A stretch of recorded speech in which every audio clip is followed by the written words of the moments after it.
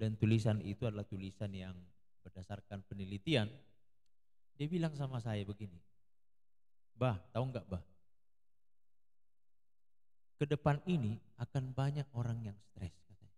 Loh, dan pekerjaan yang paling banyak dibutuhkan adalah konselor dan hamba-hamba Tuhan. Kenapa? Ternyata menurut penelitian ini, 1 di antara 10 orang stres. Jadi kebayang nggak 1 di antara 10 orang ada 1 orang yang stres. Saya harap kita nggak masuk yang 10 itu. Ya, bisa stres karena apa? Karena belum dapat pekerjaan. Ada sini yang belum dapat pekerjaan? Ada? Stres itu.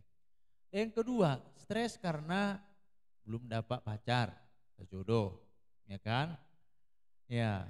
Yang ketiga, ada yang stres gaji nggak naik-naik.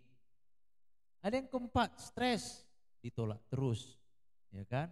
Ada yang stres karena apa? Nggak tahu hidup ini mau kemana gitu. Dari luar memang ketawa-ketawa, tapi ketawanya mengandung kepedihan, ya kan? Banyak begitu. Kalau kita perhatikan nanti di Facebook, lihatlah banyak orang yang stres. Apalagi kalau masuk ke TikTok. Hah? Saya masuk ke situ ya, bagaimana dunia TikTok ini banyak sekali orang stres.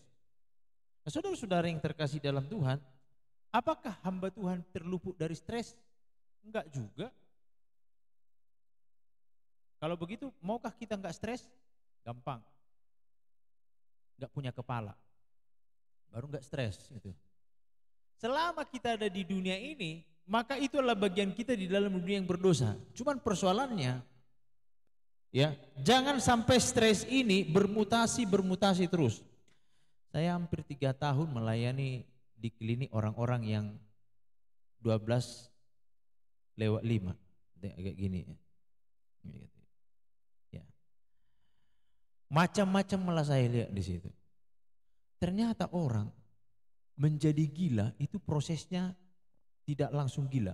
Pertama stres dulu, ya kan, stres, lalu kemudian tak diselesaikan depresi, udah, tak diselesaikan mengalami gangguan jiwa, tak diselesaikan akhirnya jalan-jalan lah nggak pakai celana.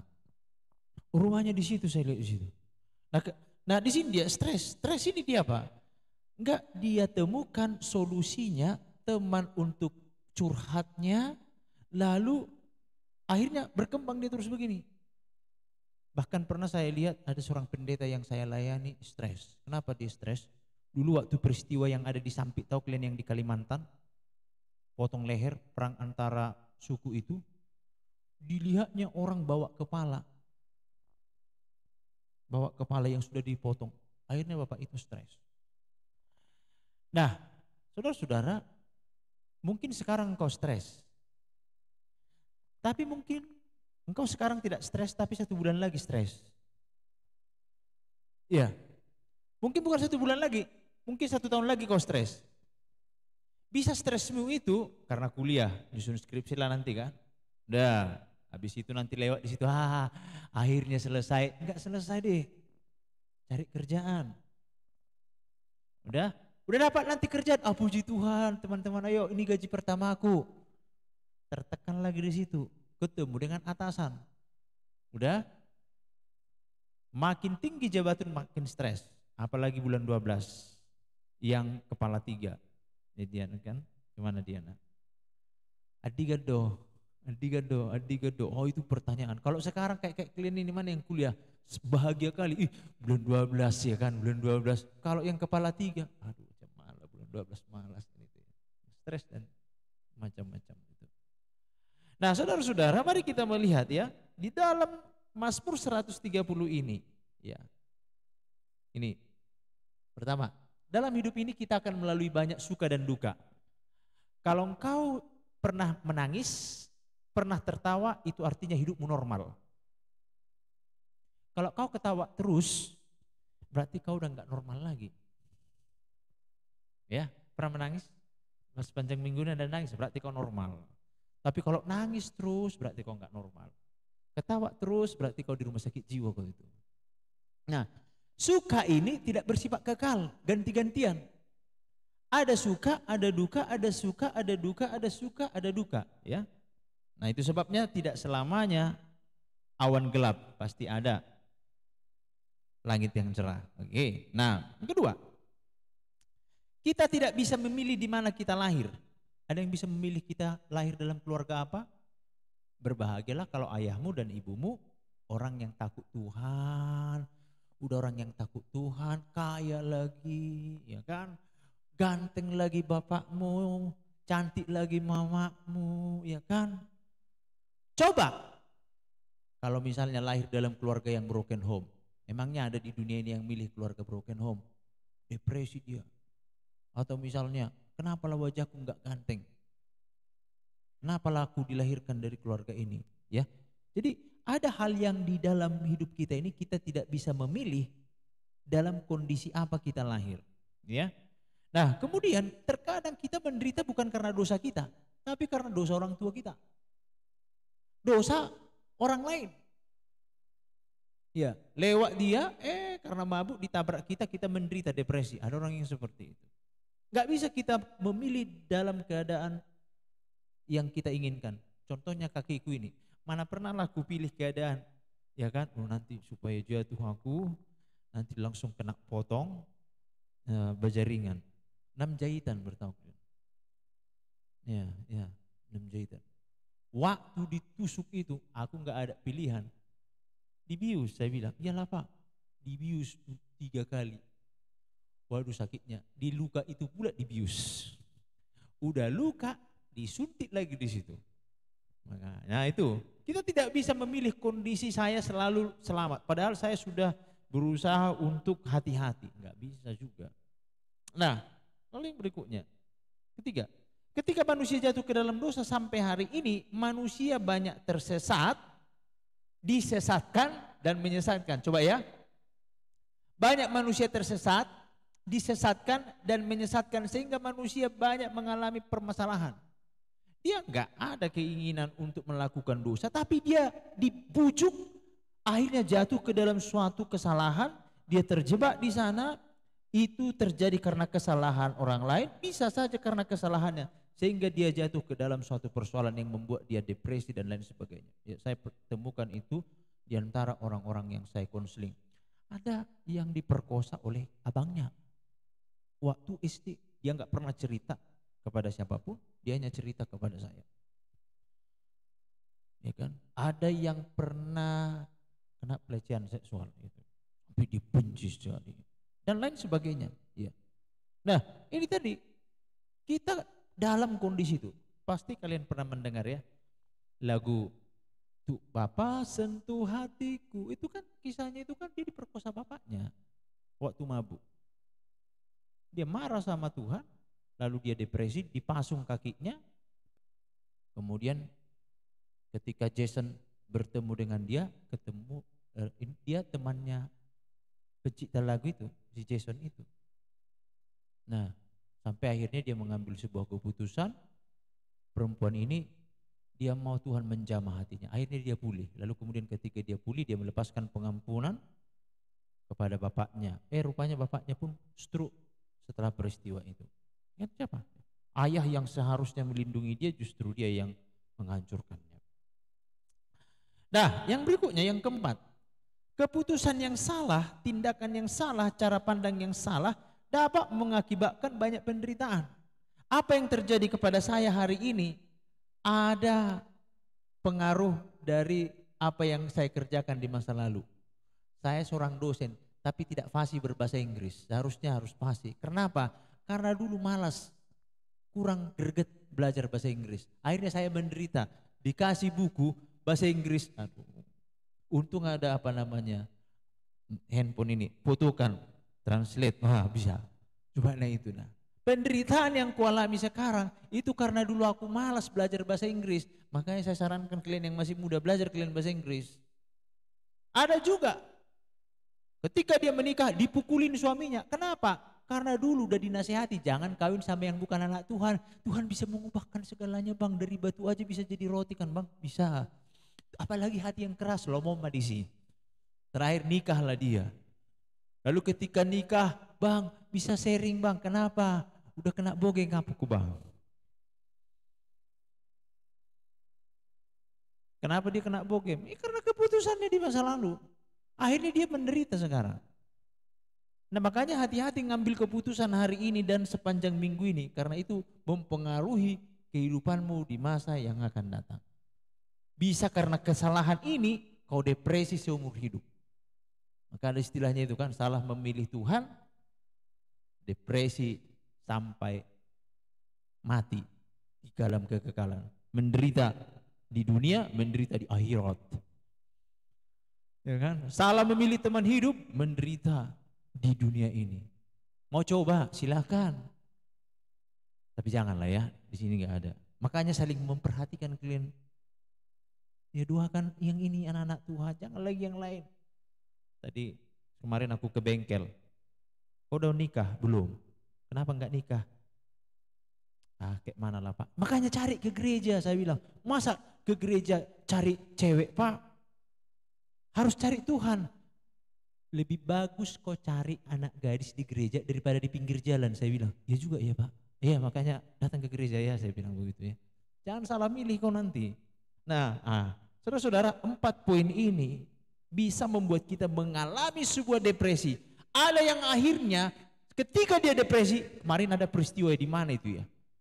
Dia bunuh diri karena apa? Suaminya selingkuh dan ditinggalkan. Bunuh diri ibu ini, dia ajak anaknya bunuh diri.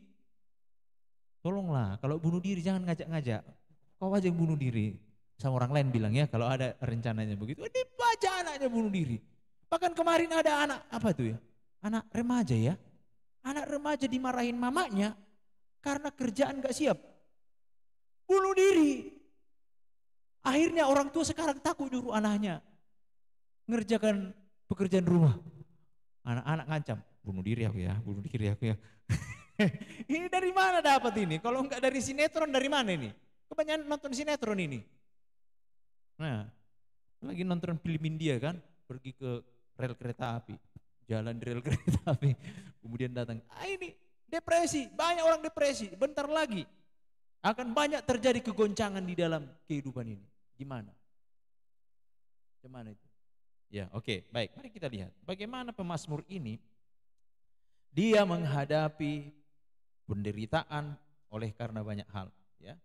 Nah Alkitab menceritakan banyak hal tentang bagaimana beragam manusia meresponi permasalahannya. Saul misalnya, ketika dia punya masalah, dia kalah dalam perang, lalu kemudian dia terjepit, dia kena panah, lalu dia bilang sama sama pembantunya, tikam aku, tikam, nggak mau. Akhirnya si Saul, daripada aku ditangkap oleh orang yang tak bersunat ini, lebih bagus aku mati. Diletakkannya pedangnya, loncat dia. Harga dirinya lebih tinggi daripada ditangkap, lebih bagus aku mati. Bunuh diri dia. Siapa lagi? Yudas Iskariot. Rasa bersalah yang begitu menyakitkan dalam dirinya. Karena apa? Karena dia menjual Yesus. Ketika dia jual, lalu dia menyesal. Dia pikir dia bertindak seperti itu, Yesus hanya ditangkap. Rupanya karena perbuatannya, Yesus dihukum mati. Kemudian apa? Dia depresi. Dia akhirnya kembalikan uang itu. Nggak mau lagi itu. Orang Farisi itu. Dia nggak mau. Uang darah ini katanya. Dia depresi, bagaimana menyelesaikan rasa bersalah, rasa depresinya ini. Dia pergi ambil tali gantung diri mati. Beda dengan Petrus. Petrus ketika dia menyangkal Yesus 3 kali, dia depresi. Dia pergi kemana? Mancing ikan. Nangkap ikan dia. Pergi menjauh. Saudara-saudara, sampai akhirnya Tuhan yang mendatangi dan memulihkan dia. Siapa lagi? Yunus depresi. Ditangkap ikan, masuk ke dalam perutnya. Di dalam perut ikan itu, dia depresi. Mati nama tokin nayo, mati. Kebayang gak kau dalam perut ikan? Jangan kau bayangkan dalam perut ikan apa ya? Ikan hiu. Tapi ikan dibawa ke dalam, masuk kapal selam. Iya kan? Antara hidup dan mati kan? Merasa belum ada kita ini berada antara hidup dan mati kan? Kalaupun depresi karena jerawat nggak pecah-pecah. Ya kan? Ya dan lain sebagainya. Ulah depresi gitu ya. Daud depresi. Kenapa? Dikejar-kejar oleh apa? Oleh anaknya Absalom yang hendak membunuh dia. Kebayang nggak ada anakmu mau membunuhmu? Belum lagi ditambah depresinya karena apa? Ketahuan dia selingkuh sama Bathsheba. Depresi. Siapa lagi? Bahkan Yesus pernah mengalami tingkat depresi pergumulan yang paling berat di Taman Getsemane. Alkitab mencatat itu sampai pembuluh darah di bawah kulitnya itu pecah dan bercampur dengan keringat. Itulah depresi tingkat tinggi menurut dunia kedokteran. Lalu waktu Yesus berdoa itu mengalirlah seperti tetesan-tetesan darah. Itu bukan majas metafora ya, bukan kiasan itu. Itu fakta. Pecah pembuluh darah itu karena tingkat depresi yang tinggi. Kalau saya menonton film The Passion of the Christ, coba nanti tonton itu. Bagaimana Yesus itu berjuang. Dan Mel Gibson itu membuat film itu. Itu penelitian yang sangat lama. Hampir 10 tahun dia meneliti. Gimana itu? Ya kalau kita lihat dia gemetar gitu. Kenapa dia gemetar? Dia kan Allah. Waktu di Taman Getsemane, kemanusiaannya lah yang berbicara. Untuk dirinya Tuhan tidak pernah menggunakan kuasanya. Nah saudara-saudara, saya lihat wajah-wajah kalian, belumnya ada ku tengok wajah tingkat depresi. Di sini ku tengok. Tapi mau ke sana ada. Gak usah saya kasih tahu di mana. Dari wajah dan sinar mata itu nampak loh. Nggak bisa ditutupi dengan makeup. Mau kau bikin pun warna hijau, ya kan, sini segala macam dari mata itu. Karena saya belajar psikologi dan orang-orang yang saya layani itu, mata itu beda. Orang yang depresi, setengah depresi, seperempat depresi, yang belum depresi. Nah, oke, mari kita melihat di sini. Ini dia orang-orangnya. Ini si Saul, itu si siapa itu? Yudas Iskariot. Jangan coba-coba bunuh diri ya.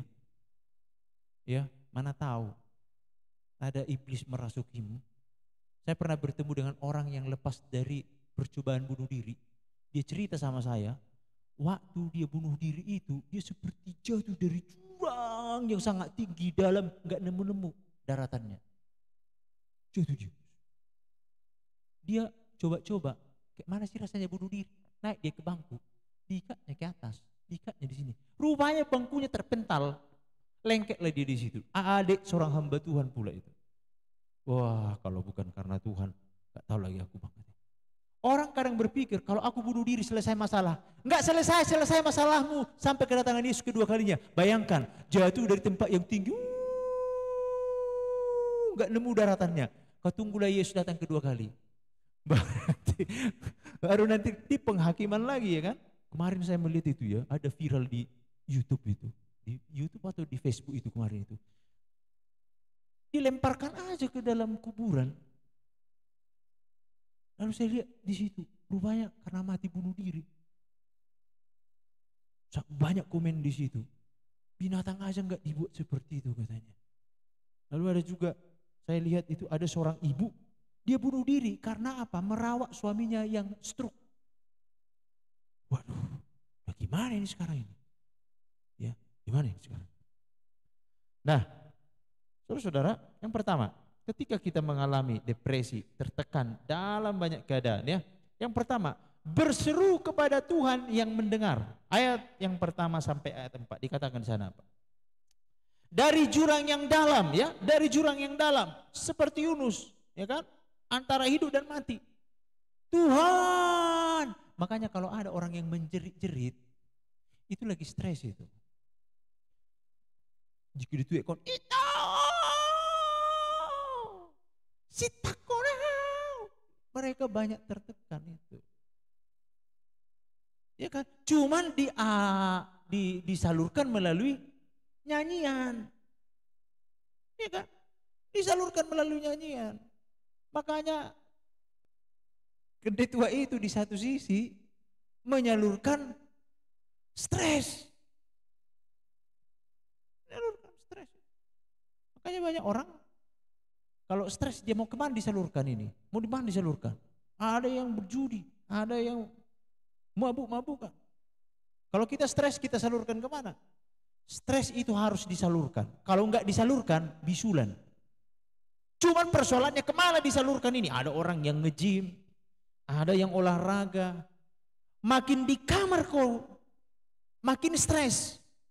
Kau mengasihani diri sendiri. Apalagi kau tonton film Korea lagi. Iya kan? Korea yang sedih-sedih. Nah itu, ya itu hanya sepintas ya. Dari jurang yang dalam ya, berseru kepada Tuhan. Nah ini kita bersyukurnya punya Tuhan yang hidup. Bayangin, banyak orang berseru kepada Tuhannya, padahal Tuhannya bukan Tuhan yang mendengar. Tuhan. Tapi yang diserukan dia itu bukanlah Tuhan yang mendengar. Tapi Tuhan karangan manusia. Kasihan enggak? Kasihan enggak? Kalau Tuhan kita jelas, Tuhan kita pernah berada dalam sejarah dunia ini. Ada bukti-bukti sejarahnya? Silakan temukan. Saya dosen perjanjian lama. Ada buktinya? Kotanya, negaranya, ada. Bangsa yang dipilihnya sampai sekarang ada? Ada. Tuhanmu Tuhan yang hidup. Itu sebabnya di Amerika dibayarin orang untuk dengar masalahnya. Tahu, di Amerika hanya untuk mendengarkan masalah kita aja. Ceritalah, Om mana songonon, Om mana songonon. Lalu yang mendengar gitu-gitu aja. Karena apa? Orang yang punya masalah, kadang dia nggak perlu nasihat, cuman dengar masalah aja. Cuman yang dengarkannya harus tempat iya ya memanglah, aduh iya, benar gak? Waktu kalian punya masalah, teman curhat, iya aduh sakit lah ya, iya iyalah iya. Kalau Bang Gerhard, aduh Tuhan lama kali lah si kau nih, ya. Karena makanya nggak kau ambil konseling. Konseling. Ya begitu. Dengarkan masalahnya. Nah, tahukah saudara, ketika seorang curhat 50% katanya nih masalahnya selesai. 50%. 50% lagi kemana nih? 50% lagi kemana? Nah ini. Cuman pertanyaannya begini. Ada enggak orang yang setia mendengarkan, setia jumpa itu aja masalahmu? Aku adalah masalahku, aku mau cerita lagi apa? Tahu yang kemarin cowok itu, iya siapa? Itu pacarku, ini cerita mulai dari A sampai Z, oke iya. Cemana ilah ya, doakan aku ya. Besok jumpa lagi kau sama dia. Aku mau cerita lah apa? Itulah, lalap itu. Kutanya dari dulu kalian, berapa kali lah dia setia mendengarkan? Udah tahunya aku ceritamu yang siapa itu kan? Iya memang gitu. Karena apa? Karena ketika kita teringat kepada seseorang, itu aja kita ceritakan asik. Sampai dia hafal tanggal berapa, bulan berapa. Kalau di Amerika enak kan dibayarin. Kalau kita, mana tahu kalian ada mau buka jasa mendengarkan masalah. Makanya kalau orang Katolik itu ada namanya ruang apa itu ya, ruang enggak ketemu siapa di sana, orang di sana. Nanti ada pintu kecil di situ. Cerita. Karena kadang mereka takut, nanti orang tahu masalahku gitu. Nanti ada lubang kecil ngomong dari dinding ke dinding. Halo Father, ya aku punya masalah. Apa masalahmu? Dari sana. Sana gitu ya. Apa masalahmu? Ini. Oh gitu ya. Pertanyaannya yang dibalik itu, apakah lepas dari masalah? Jangan-jangan bisa aja curhatan mereka. Ya aku juga punya masalah. Maksud saya jangan berharap kepada manusia. Nah yang parah apa? Curhat kepada Facebook. Ternyata kau begini. Lalu diintipnya. Facebook yang dibilangnya ternyata kau begini. Aku pun tahu kau begitu. Jawaban di sini. Kau yang selama ini kuanggap teman ternyata sudahlah dijawab. Kau pun sama-sama ngerti. Curhat di Facebook. Taunya aku siapa yang kau maksudkan. Besar pula itu dibuat itu. Saudara-saudara, Alkitab katakan berserulah kepada Tuhan. Jangan sampai kau nyanyi sitak kona udah begu kan ada itu. Sempat kau disitak begu kayak mana?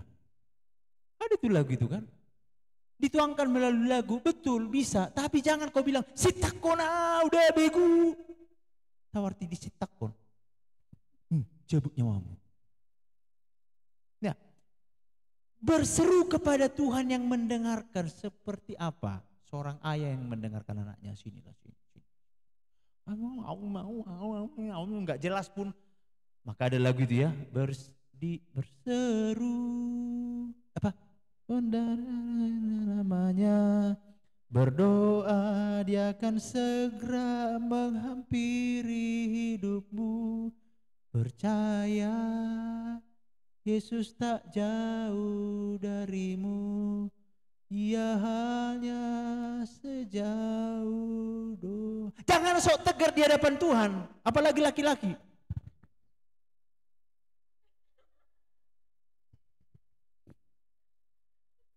Nangis saja lah. Nangis kau sama Tuhan. Tapi tutup kuncimu ya kan. Masa bertato nangis sama Tuhan? Kenapa? Ada orang yang hatinya udah beku, gak bisa nangis lagi. Ada saya pernah layani seperti itu. Udah susah keluar air mataku ini katanya. Karena terlalu banyak dia nangis waktu anak-anak. Gak bisa lagi nangis dia. Sampai akhirnya Tuhan menjamah dia baru keluar air matanya. Saudara-saudara, berserulah kepada Tuhan yang mendengar. Tidak ada seorang pun di dunia ini yang mengerti siapa kau, hatimu dan isi hatimu, kecuali yang membuat hatimu itu. Siapa yang membuat hatimu? Papamu? Mamamu? Maka banyak anak-anak akhirnya kecewa, dia bilang sama papanya, kecewa aku nengok kau papa, kecewa aku nengok kau ma, kau gak ngerti aku. Lalu siapa yang mengerti kau nak? Pacarku. Hanya dia yang ngerti aku akan lari dengan dia. Pacarmu itu baru ketemu dengan kau baru berapa tahun. Mamamu aja yang sudah dari dalam kandungan terhubung oleh plasenta. Mulai dari lahir, dia tahu berapa tai lalatmu. Dia lihat gigimu mulai dari tidak ada menjadi ada dan terus kau sampai akhirnya kau remaja. Ketika kau mencari jati diri. Lalu kau bilang sama mamamu, mama enggak mengerti aku. Papa enggak mengerti aku. Aku kan pergi dari rumah ini. Lalu pacarmu menunggu di sana. Naik sepeda.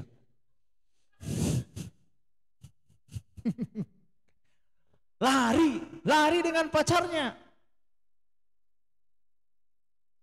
Sebenarnya simple. Tidak ada yang bisa mengerti hatimu kecuali pembuat hatimu. Maka jangan pernah bilang begini sama pacarmu, hati ini siapa yang punya? Aduh, yang punya itu Tuhan. Jangan pernah kau bilang hati ini milikmu, Dek. Ya, mamamu saja yang lebih dekat dengan kau, yang membesarkan hatimu, mulai hatimu kecil sampai besar, si balgate-ate. Tidak disebut pemilik hatimu, nah, apalagi pacarmu. Ya, yang kedua kepada Allah yang hidup, yaitu Allah Israel, Allah Abraham, Ishak dan Yakub. Siapa namanya? Yahweh. Berserulah ke situ yang kita sembah di dalam Yesus Kristus. Berseru. Ada yang bermasalah dengan mamanya, ada yang bermasalah dengan abangnya, papanya, kakaknya dan lain sebagainya. Makin dekat kau dengan seseorang, makin banyak sakit hatinya dibuat samamu. Kutanya dah dulu kau, mana yang banyak menyakiti hatimu? Bapakku atau bapakmu? Iyalah, bapakmu yang banyak menyakiti hatimu daripada bapakku. Karena bapakmu lebih dekat denganmu. Tiap hari jumpa samamu. Ya kan? Nah, yang ketiga, dosa masa lalu mengakibatkan konsekuensi dan rasa bersalah seperti pemazmur ini. Ya. Dia bilang apa? Dosa-dosaku. Dia terhimpit, depresi karena apa? Karena dosa yang dia lakukan di masa lalu. Dan iblis sering sekali dan senang sekali menuduh kita supaya enggak maju. Kau ini enggak layak, kau ini udah rusak. Maka ada istilah begini, aduh, aku enggak apa, jangan aku ke gereja. Ke mana?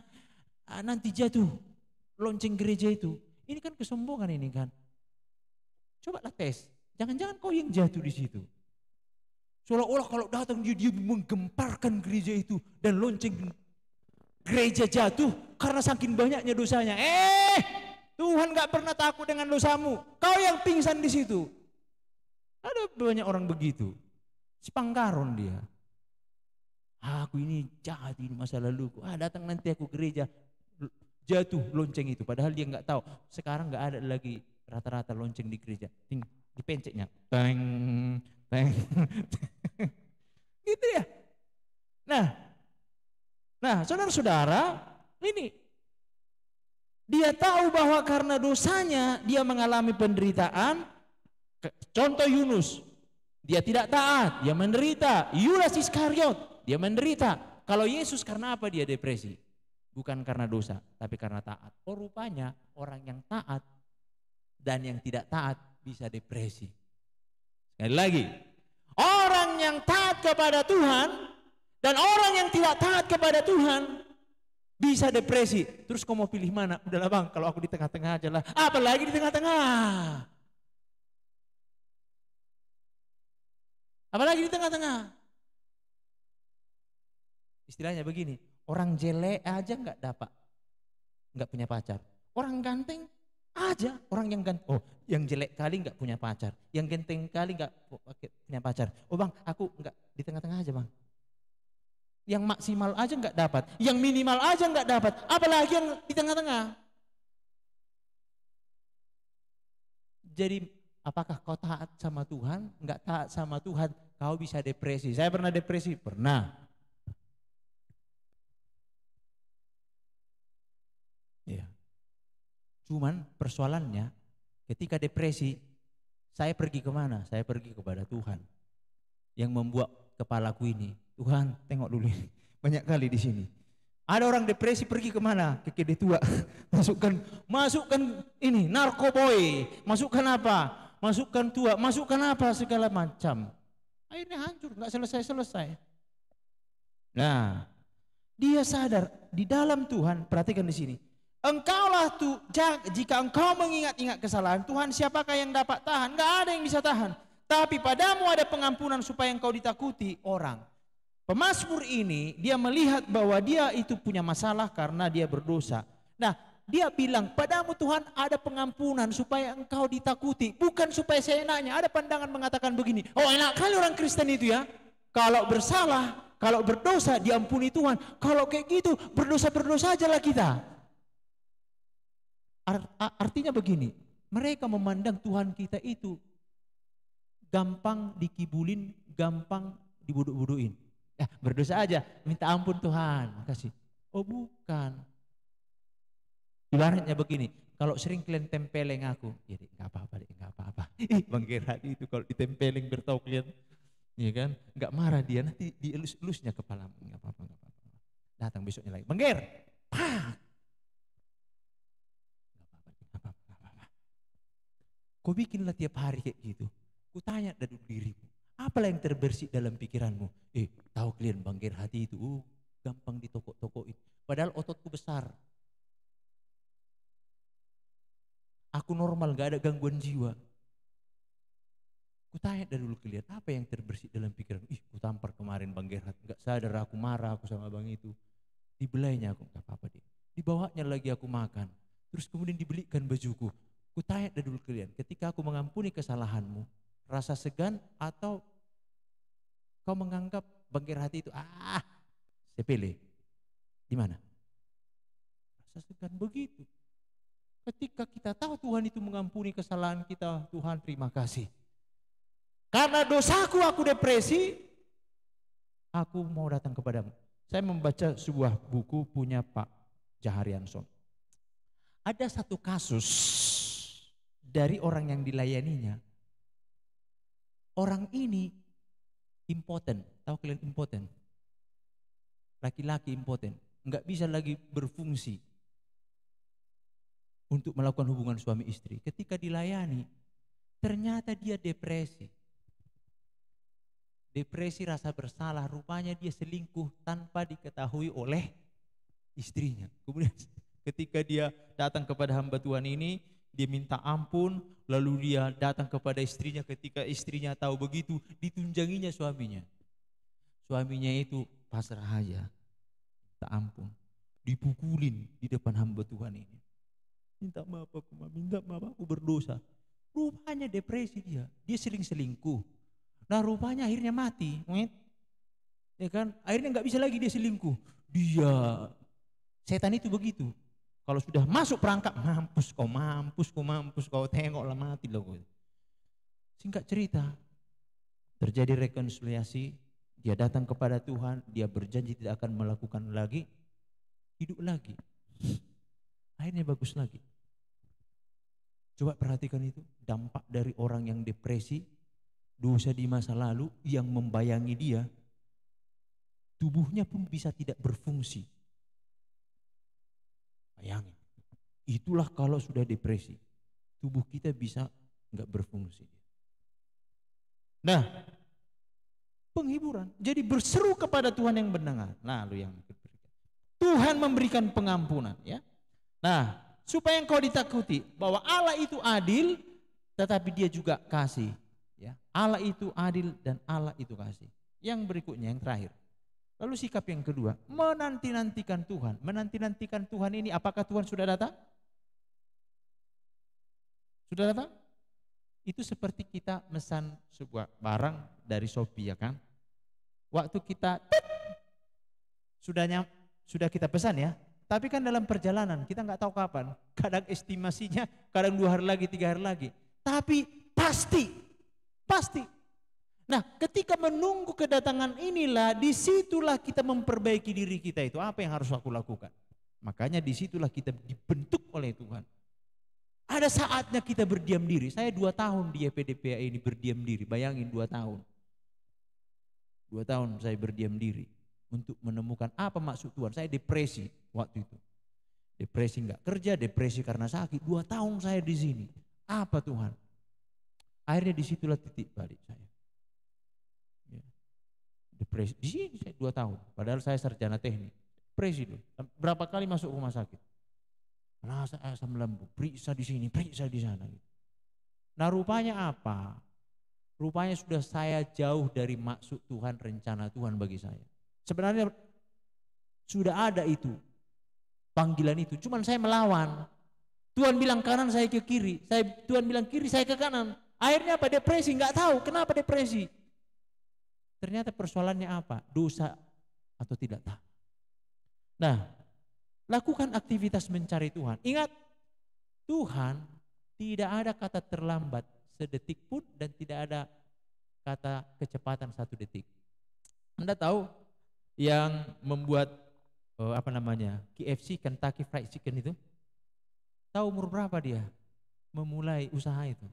Bukan waktu kepala 2, kepala 3. Kepala berapa? Kepala 6 atau kepala 5 dia itu?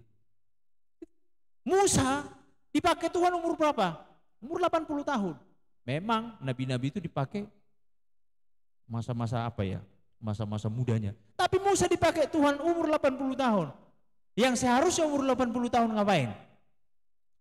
Sudah pensiun kan, nunggu mati lah kan. Tapi justru di situ dipakai Tuhan. Maka tidak ada terlambat bagi saudara-saudara memulai hidup baru. Memulai hidup baru. Bukan ketika kau mau menikah. Selamat ya. Menempuh hidup baru. Kalau belum bertobat, nggak ada menempuh hidup baru itu. Jangan bilang selamat ya menempuh hidup baru, enggak ada.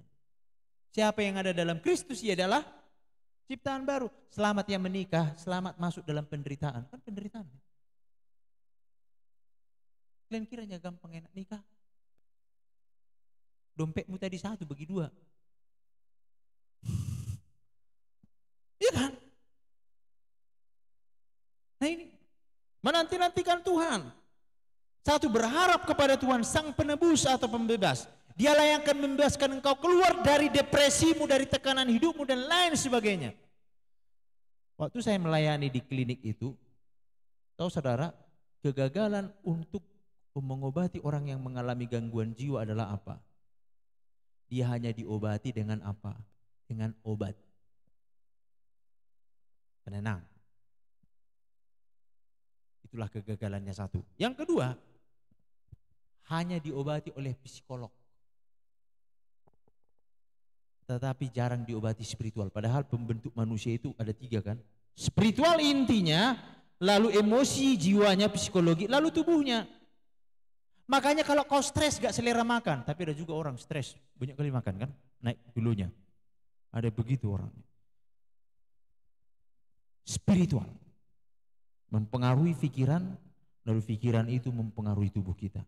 Maka waktu engkau menantikan Tuhan, berharaplah kepada Tuhan Sang Penebus, bahwa Dialah yang akan membebaskan engkau dengan caranya, dengan waktunya, dan dalam keadaan yang Tuhan kehendaki. Sampai akhirnya kau menyerah. Ya udah Tuhan, aku angkat tangan lah. Tahukah kalian makna angkat tangan begini?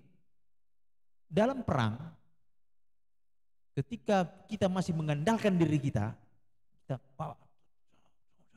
Tapi ketika kita udah lihat mati nama mau, kalau melawan, maka diangkatlah bendera putih. Terus menyerah dulu, menyerah.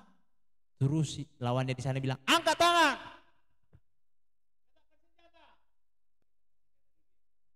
Letakkan semua senjatamu. Apa senjatamu? Mungkin kau cantik, kaya, pintar, letakkan senjatamu itu. Nah, makanya tahu kalian kenapa orang pintar banyak yang gila?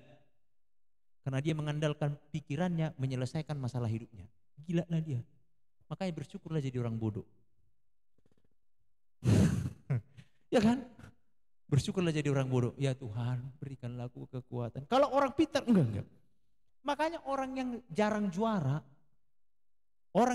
juara, waktu SD, SMP, enggak stres dia ketika IPK-nya 2, tapi kalau yang juara mulai dari kecil, terus, itu pernah ada kejadian kan? Juara dia mulai dari kecil terus, waktu kuliah dia enggak juara, stres bunuh diri loh. Ada itu, mahasiswa apa itu? Universitas ternama di Indonesia ini. Nah itu.